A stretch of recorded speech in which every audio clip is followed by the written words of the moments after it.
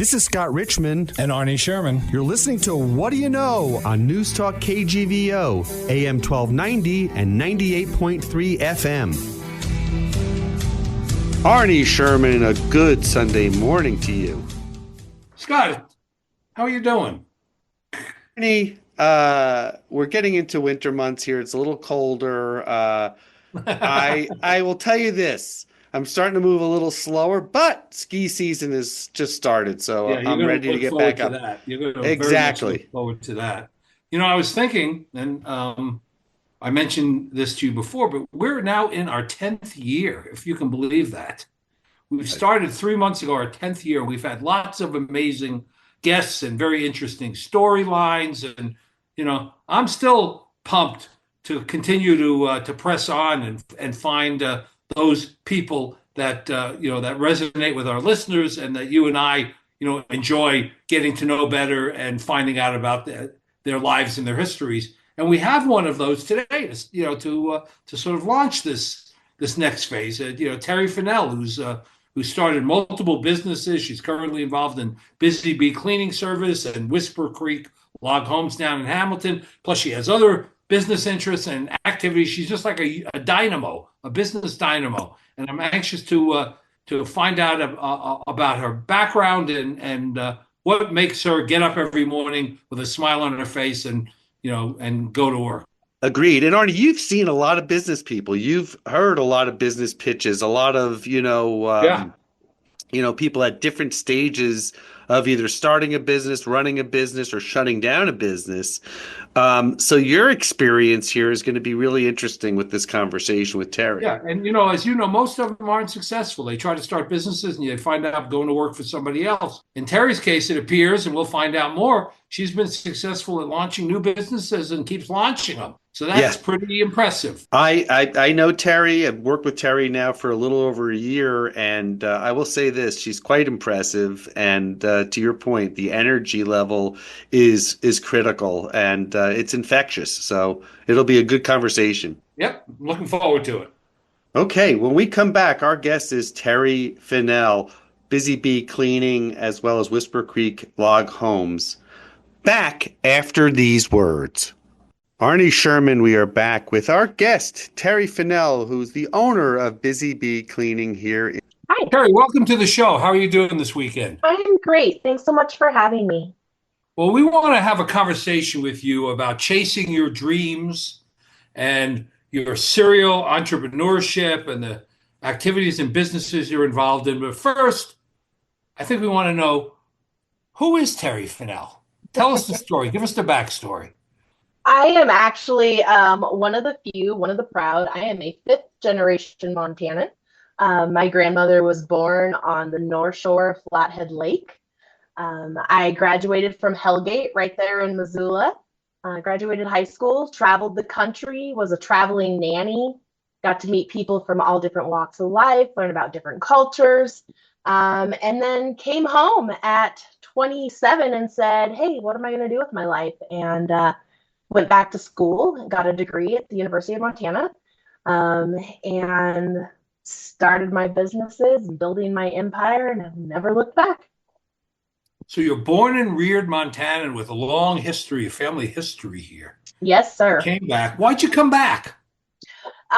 You know what they say about Montana, it gets into your bones. And if you're born and raised here, it's hard to leave. Two, it's so hard to not come home when you're ready to start your family. And that's where I was. I was ready to get married and start a family and start my businesses. And I knew what I wanted to do. I just wanted to be able to travel and experience some things before I did that. And I honestly think that was one of the best things I've ever done in my life.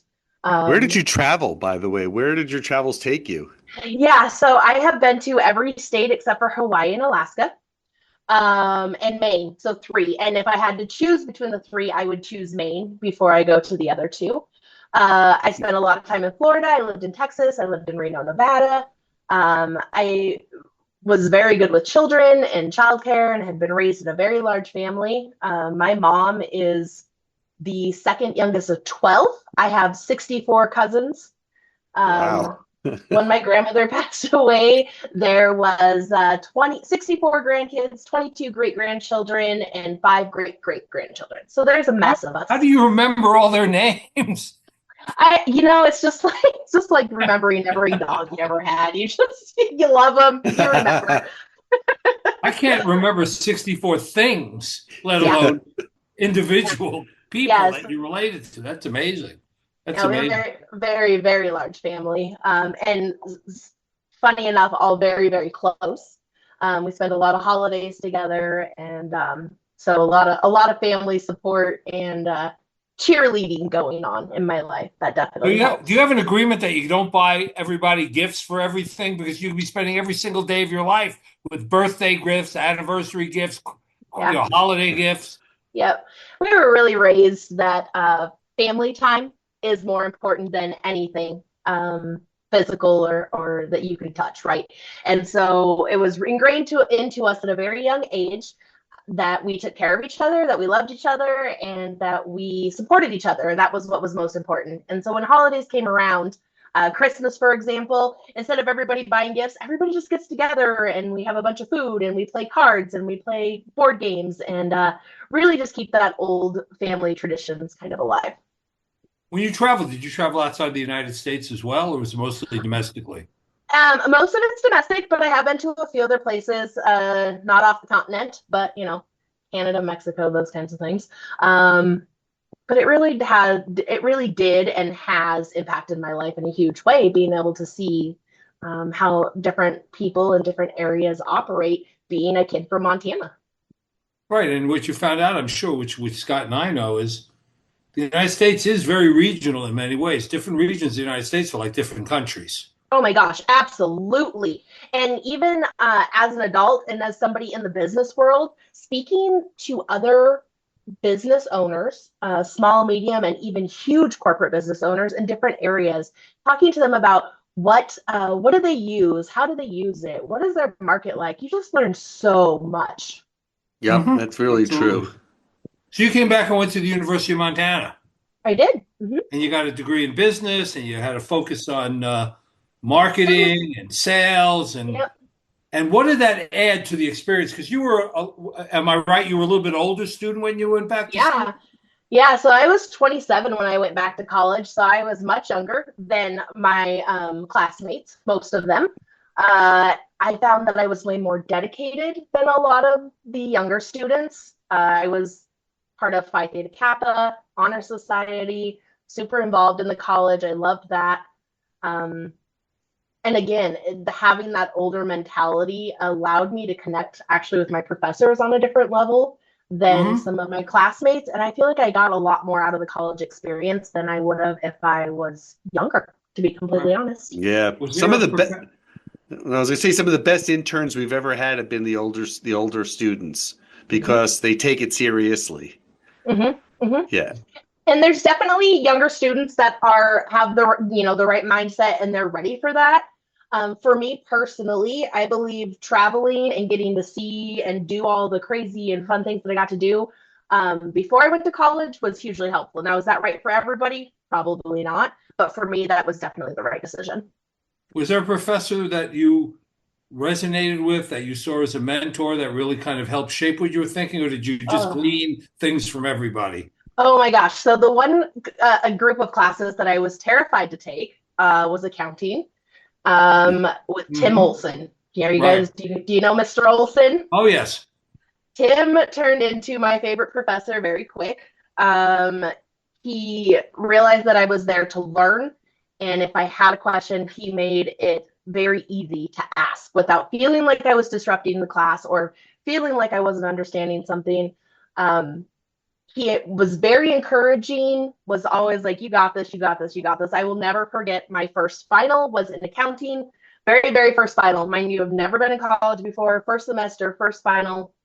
And I have a 1-year-old daughter who has been up teething all night. And I walked into Mr. Olson's class with a giant coffee. And he looked at me and he said, please tell me that's decaffeinated tea.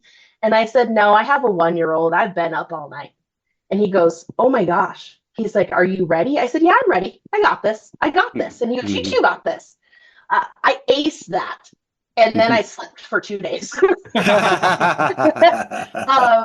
And I won't forget it because he came back to me and he said, wow, he said, I'm impressed. He's like, for somebody that is, has a 1-year-old is dealing with a teething baby, he's like, you did fantastic. And I thought, okay, if I can do that, I can do anything. So yeah. So you whip through the university in 2 years. Yeah. You get your degree. You have this experience before school. You have the 2 years of school. You're armed with the academic and the real life experience. Lots of people don't want to start their own businesses. They go to work for other businesses. Yeah. What led you to decide you wanted to be your own business owner? So this is wild. I never in a million years would have thought my life would go this way. So I get to my final semester and I have to have an internship. And I applied with a log home company out of Hamilton. And I went and interviewed for the intern position. And I said, the gentleman that I met with, I said, is this a paid position? I'm a mom of a 1-year-old. I'm working full time and going to college. So I need to know if this internship is going to pay. And he said no. And I said, okay. I said, is there a job at the end of this internship? And he said, no, I don't think so. And I said, okay, well, thank you for your time. It's just not really what I'm looking for right now. 2 hours later, I got a call from the vice president of the company, and he said, listen, so-and-so was so impressed that he asked me to just bring you in to have a conversation. Maybe we can find you a position in this company. And I said, okay. So I drove to Hamilton and I sat down with the VP and I just kind of laid out what my goals were for myself for the next year and the next 5 years. And he said, I think we want to be a part of that. So they hired me as the salesperson / dealer representative / marketing consultant / whatever needed to be done in the office for a division of the company that they owned called Whisper Creek Homes. So I worked for them for several years, absolutely loved it, learned so much about the building industry, and fell in love with construction. Always had loved building, always kind of fascinated me, but never thought it would be an industry I worked in. A couple years later, the company had some unfortunate circumstances, and they ended up having to file bankruptcy. When they did that, that put Whisper Creek up for grabs. And one of my best friends and my business mentor, who has she's just been amazing and helped me in so many ways through business. Her name's Michael Oakes. We're the two girls with boys' names. That's our joke. That she said, why don't we do this? She goes, I think the two of us can run this. And so the year prior to this, we had done 5 million in sales, just the two of us, nobody else, just the two of us. And so we thought, this is a good little business. We can make this run. So we purchased the intellectual property of Whisper Creek Homes, which is hilarious that we had to purchase it because her and I were the ones that created it all. But that's how it legally works. Yes. Can I buy my own work, please, sir? And so we were able to do that. And we really just were excited to get started. And we got moved into our office and we had our team hired. And that was March 13th of 2020. And if you remember what happened on March 20th of 2020. Yes. Right? The whole state shut down. And we were sitting in our office and we said, now what? And this is when we came up with our theory. And this theory is one that has saved me time and time again. If my child's life depended on it, could I make it work? If I had to build a rocket ship and somebody said to me, you have 60 days to build a rocket ship. And if you fail, you lose your child. Could you do it? My answer is absolutely yes, I could do it. I would find every book, every researcher, every scientist. I could do it. I could figure it out. And when you take that mentality and you apply it to something so much easier, like making a business run, it's not that hard anymore. Mm-hmm. And so tell me this for a second. One second. Sure. When you laid out your 5-year plan, it didn't include buying the business. No, I was going to just work for that company forever. I loved it. I loved the construction. I loved the people that I worked with. But sometimes things just work out, right? Right. So it And fell in your so, lap. You fell this opportunity. You grabbed this opportunity. COVID hits. You got to yeah. figure out an alternative, plan almost instantaneously in order to survive. And what was that plan? So that plan was to step back and slow down a little bit, which no business owner wants to do ever, right? Mhm. And really, what it did is it bought us some time because everybody was like, oh my gosh, the world is shutting down. And we thought, we don't necessarily have to shut down. We have the space. We just scale back a little bit. And that's what we were able to do. Now, on top of fighting COVID, we were also producing 6 houses that the previous company didn't produce that customers already paid half down for. So we were producing those houses at half cost. Mhm. So Wow. we're up against a lot in 2020, a lot.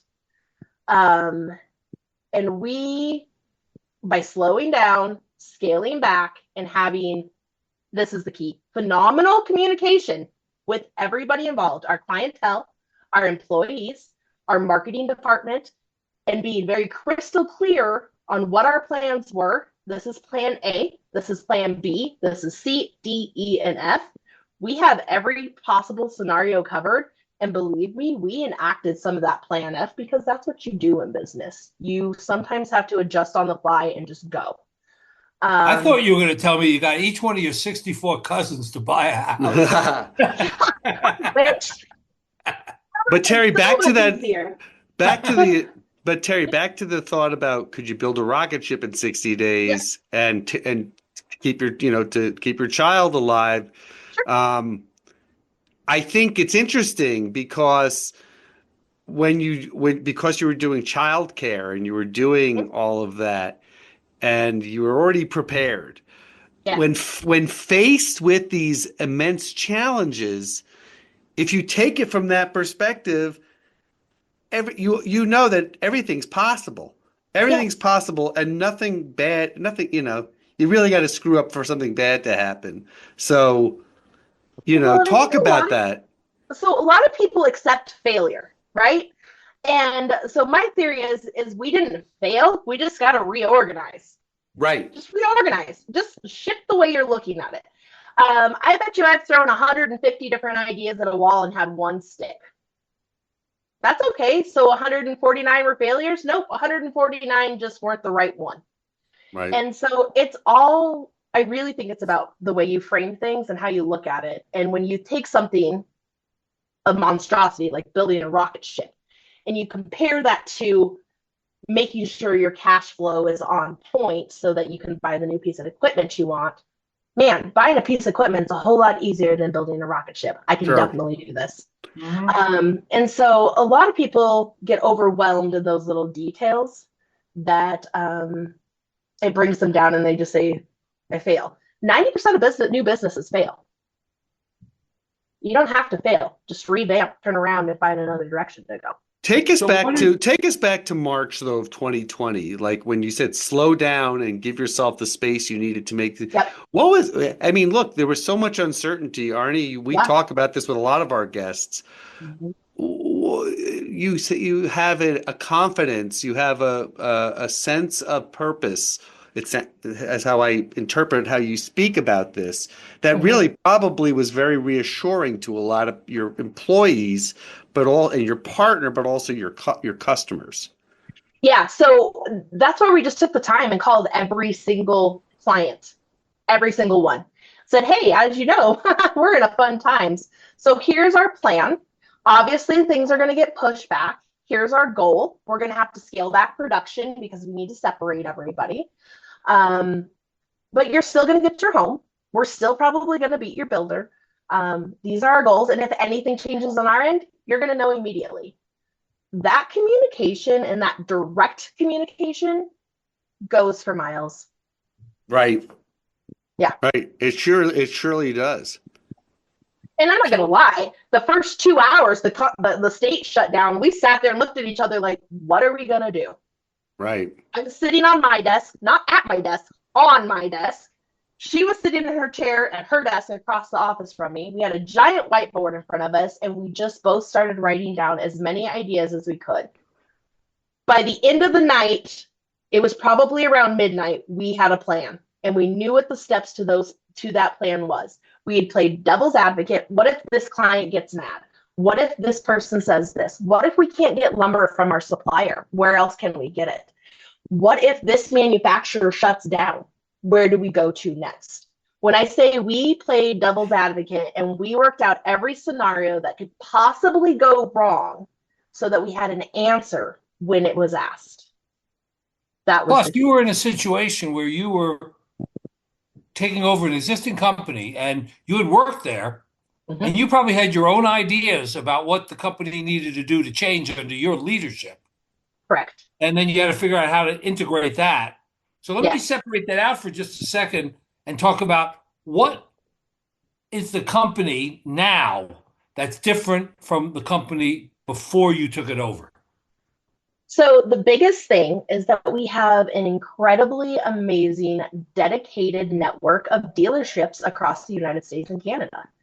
And so the key to that was being able to have the time and the resources to create and create training materials and train these builders and these network people to be able to sell our product. Who recruited them? I did.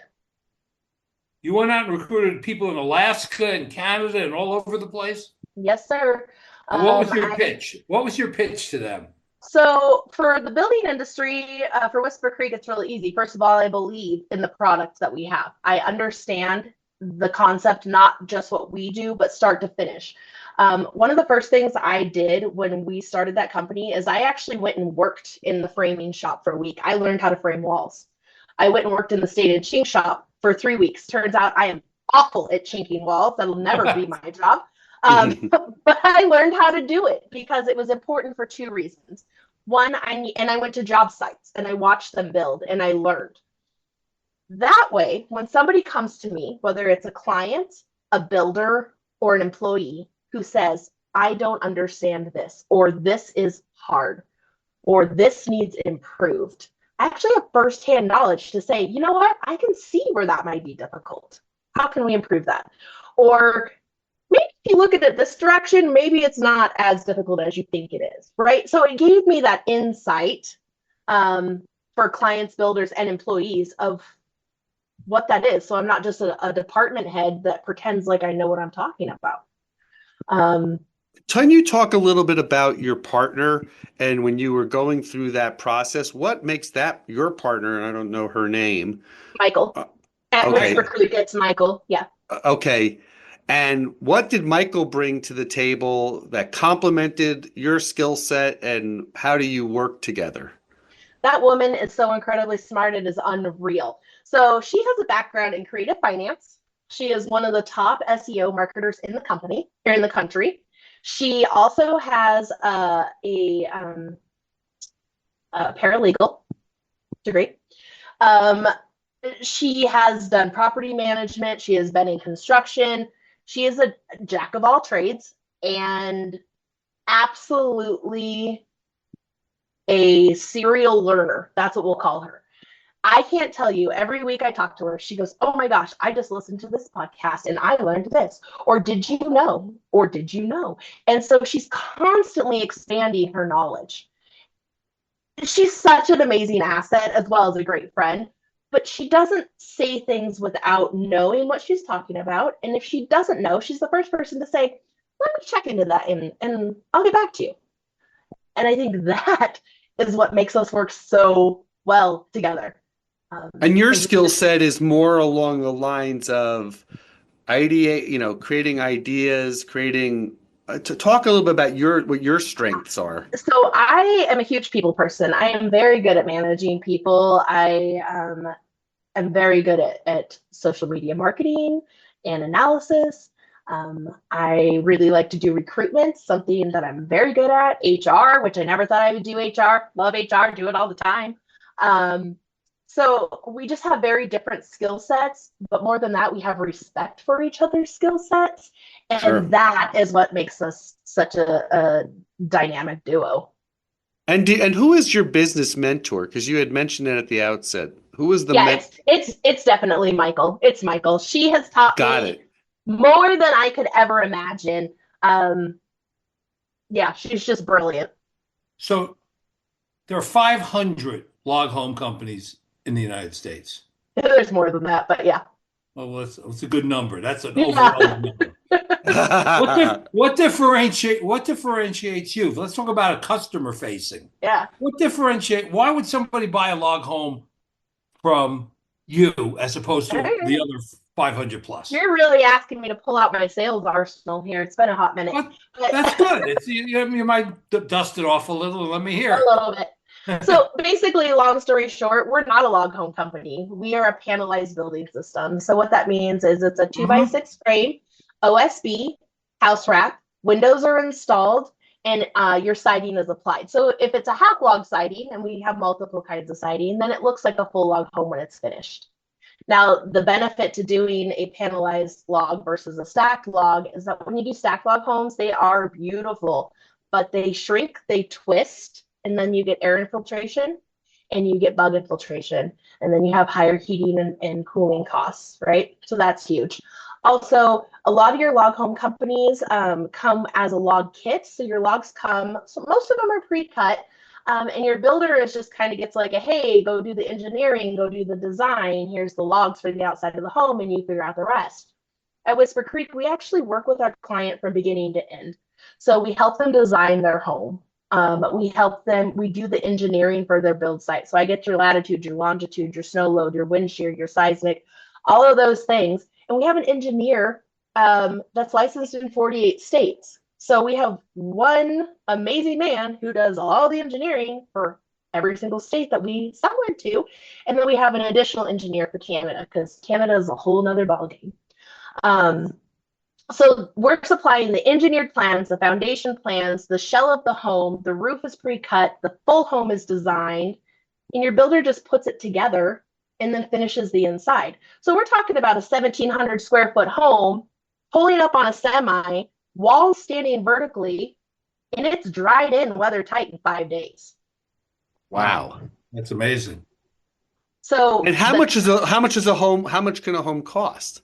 Yeah, so our homes range anywhere turnkey, meaning the Whisper Creek product plus your local builder, completely finished, ready to move in, anywhere from 500,000 to I think the biggest one we've done was about 9 million, 7 to 9 million.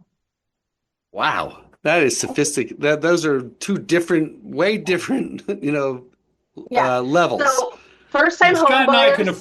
Scott and I could barely afford the $500,000 one, let alone the 9 million. Yes. Right. Our market is not first time homeowners, and it's knowing, right? You have to know who your market is when you're in business. Mm-hmm. We are not catering to first time homeowners. These are usually second or third time homeowners. A lot of vacation homes. We do a lot of business in resort areas, such as like, what's the one in California? Tahoe. Lake Tahoe, right, we do a lot of business. Yeah, right. We do business in Utah. I can't even tell you how many hundreds of houses we have in Utah. There's actually a gated community down there that the builder that does all the building, he won't build anything but Whisper Creeks. He says I can put up twice as many in a year, and they're a higher quality home than stick framing because there's no weather, there's no theft, nothing's slowing me down. Like, let's just get these up and move to the next one. And wow. How many homes a year roughly do you put together? Are you working? So we produce anywhere from 15 to 40 a year, and it depends on the size, right? So if somebody orders a tiny home, that might take us a half a day to produce, and somebody orders a 9,000 square foot home, that might take us, 3 or 4 weeks to produce. Right. And of course, you're waiting on things to get in, like you're waiting for the engineer to stamp it and approve it, make sure everything's good. You're waiting on design from your client, windows to arrive, things like that. Talk about, before you go any further, you talk about tiny homes. I see in my news feed on social media more and more tiny homes. Yeah. What is the allure of the tiny home, and who's the buyer? Tiny people. Else. Santa's elves. So the buying market is still the same, right? It is that second time homeowner vacation home is typically who your tiny home buyers are. And they why have do they piece of want a tiny property. home? Yeah. I'm sorry, why do they want a tiny home? I feel like it's quick, affordable, and it's something that they're not going to be in all the time. So a lot of them don't really mind if it's smaller. Right. Got it. They have a piece of property. They're gonna, it's a little isolated maybe, and Yeah, they're gonna spend, 10 weeks a year there, and they yeah, want a place, but they don't want the cost of, maintaining a big home. yeah, yep. That's Got it. exactly right. There's also a way you could put those tiny homes on skids and then they're movable. Well, that's cool. Oh, it's interesting. And then how about all of the, hookups for water, septic, electric, all of that? Do your dealers slash builders do all of that? You know, Yeah, so the station? most of our dealers are builders because they're looking for I a high see. quality, quicker way to build, especially the ones that are in higher end areas like Lake Tahoe. Um, but some of my dealers, one of my best dealers is a school teacher. Huh. In Uh-huh. Yeah. He teaches.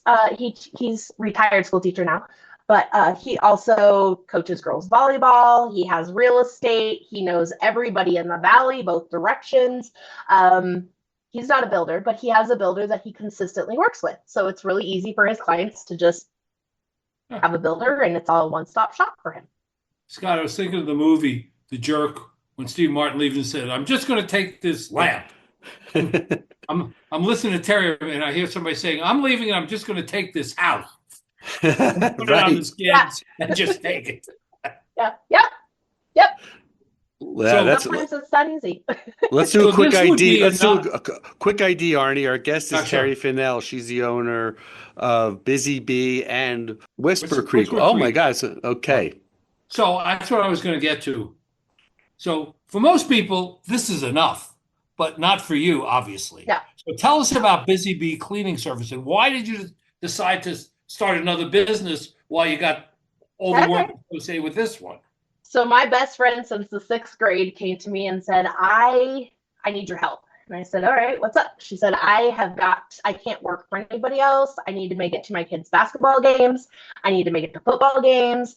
My husband's schedule is all over the place. He works for the state of Montana. So sometimes he's on nights, sometimes he's on days. She's like, I really need to do something. And I said, all right, what are you thinking? She said, well, I really like to start my own cleaning company. I really enjoy cleaning.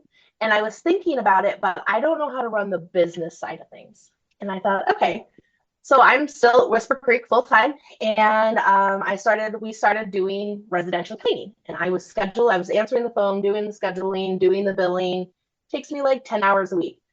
Within 2 months, it blew up to the point where we had so many calls coming in, and we had so many requests that we ended up having to hire somebody else. So we hired another person, and within 2 months of that, it just went absolutely insane. And now I'm getting commercial calls. And one of our first clients we picked up was Montana Rail before BNSF took over. And I thought, oh my gosh, is there really that big of a market here? And so I started doing my research, and there is a big market in Missoula for janitorial needs. So we expanded into Airbnb and commercial from residential that was in 2021, I believe.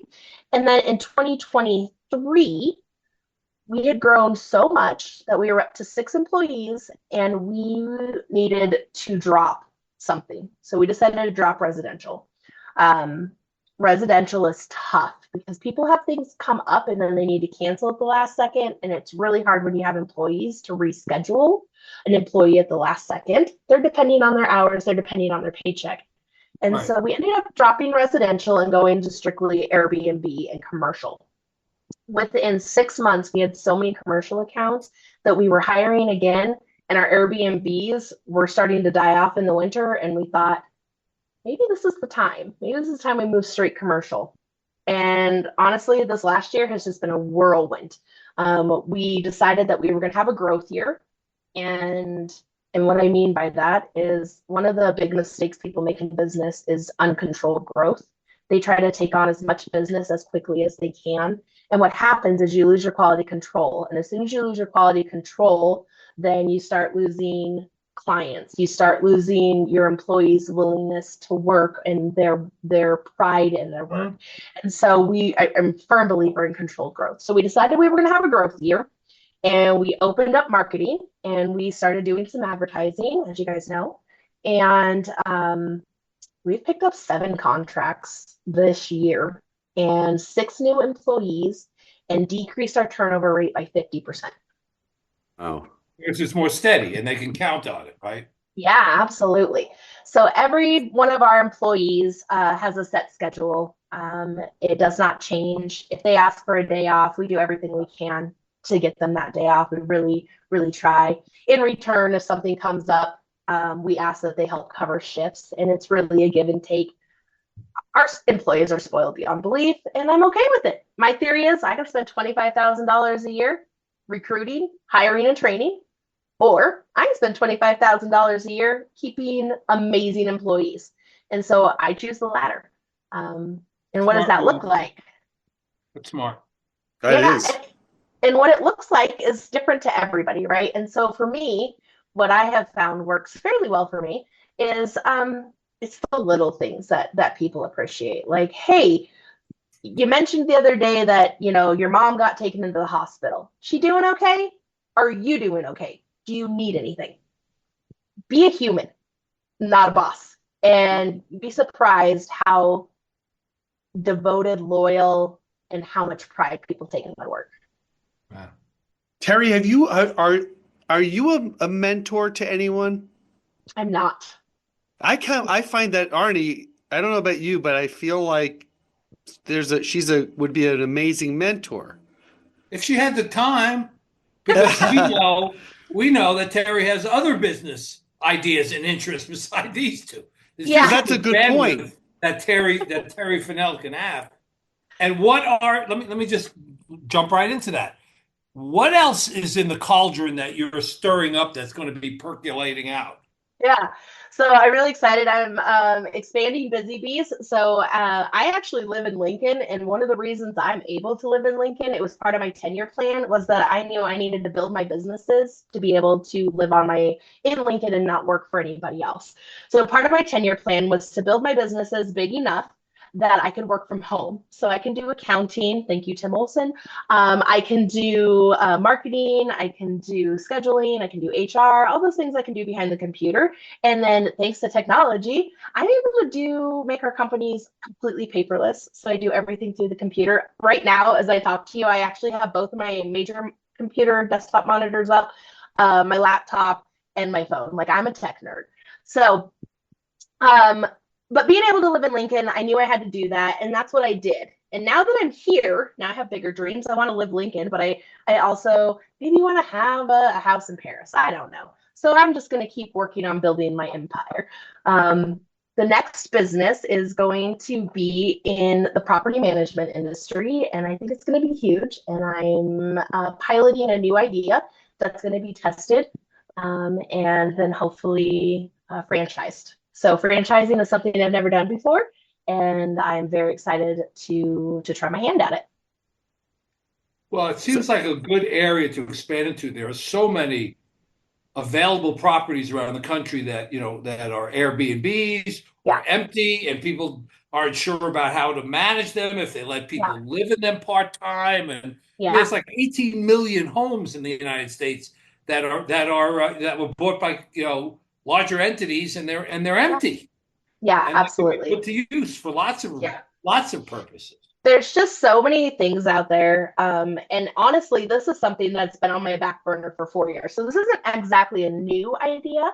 I've had the LLC. My business partner in this company is Michael. So between her and I, she's ready to start another business too. And I think we're ready to just see what we can do with it. It's amazing that you have so many things going on.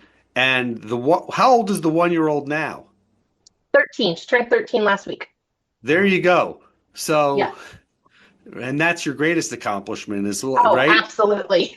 Absolutely. Raising a good-hearted, decent human being is the ultimate goal. Have you put her to work? Yeah, right. So funny enough, she always tells Michael that she's taking over the company. She Yeah. she loves construction too. Cleaning houses, cleaning businesses is not her thing. She's like, yeah, no, I'm good, mom. But she's definitely interested in the construction company. She Yeah. is a member of the Business Professionals of America, so she is learning some very valuable business skills in other places than besides from her mom. Is everything is every where are the businesses? They're all virtual, or are there physical locations to them? I So know there's Busy Bee. Busy Bees. So Whisper Creek Whisper Homes is Creek. in Hamilton. Yeah, it's just south of Hamilton, about 6 miles between Hamilton and Darby. Busy Bees, I do have a little office in Lincoln. It's basically my home office, though, because I do so many things. We Sure. are looking at a storefront here for the new one for MTV&B. So we are looking at getting that going here pretty soon. It's just Arnie, we come across a lot of folks in our line of work here at the station in that town square where, we never met Terri in person. We only met Terri in person a couple of days ago, actually, Yeah. but talked to her a lot. And, it's one of those things where you just know when you speak to somebody that they have a direction and an idea and they understand 3D chess, because it is. In a lot of ways, it's 3D chess. Kind of that night that you and Michael spent kind of looking at all the different scenarios. You're Yeah. always doing that as an entrepreneur, Always. right? Always. I mean, if you have ADHD, use that. It plays into it. Because I'm telling you, Totally. I can have 9 different conversations in my brain, and I can tell you 17 different endings for one question. And I'm able to prepare myself for that. And I think it really helps. Well, you have to have motivation. You have to have drive. You have to Ambition. have, a whole combination of those kinds of, adjectives about, your work life that makes you successful and makes you enthusiastic about waking up the next day rather than waking up and saying, oh my God, I have to go to work again. I'm going to have to deal with. You seem to be in that category of people that wakes up and is happy to get back to it. And I think that the trick to any business is remembering a couple of things. First of all, I have 100% burnt myself out before. When we started Whisper Creek, I ran myself into the ground. And since then, I have learned that it's okay to take a day and not think about work. It's Right. still going to be there tomorrow. On the same hand, you need to push that needle forward at least 5 days a week. If you don't push your business forward, nobody's going to do it for you. I promise you, nobody is going to do it for you. You have to get up every day and say, I'm going to make 3 calls. Or you got to get up every day and say, I'm going to research X, Y, and Z. I'm going to be prepared for this. I'm going to see where I'm going. I'm constantly setting goals and then figuring out the path to reach those goals. And sometimes it's playing the long game, right? Sometimes it's buying an LLC and letting it sit on the back burner for 4 years. Right. Because and it's you also don't have trying to figure out, which is a very measured thing to do, how much time has to be spent on running the business and how much time is spent on getting the customers for the business. Mm-hmm. I mean, there's Yep. Lots of people are very happy on the running side or on the selling side, but not everybody can do both or pays attention to both. That's true. Yeah, and that is where I have been incredibly fortunate in finding 2 business partners, not 1, but 2. I have 2 different business partners in my businesses who complement my skill set because they have a different skill set. That they're both open-minded, they're both intelligent women, they know how to problem solve, and the biggest thing is just not letting things overwhelm you and being able to remember at the end of the day, it's like a marriage. You're a team. So if you look back 5 years, anything you would have done different looking back? I don't think so. I mean, there's definitely some growing pains. There was definitely some really hard conversations that I've had to have. There were some things that were not fun that brought me to tears, but I wouldn't change any of it. And along those lines, how do you and Michael, let's say, work through conflicts? Like, because it's just the 2 of you in some instances. So Michael and I have a thing where we say table it. And that was something we agreed on a long time ago.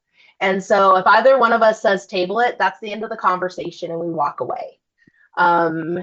In all of our years to working together, we have only ever had one like big disagreement, and it lasted about 7 minutes and we were over it. Wow.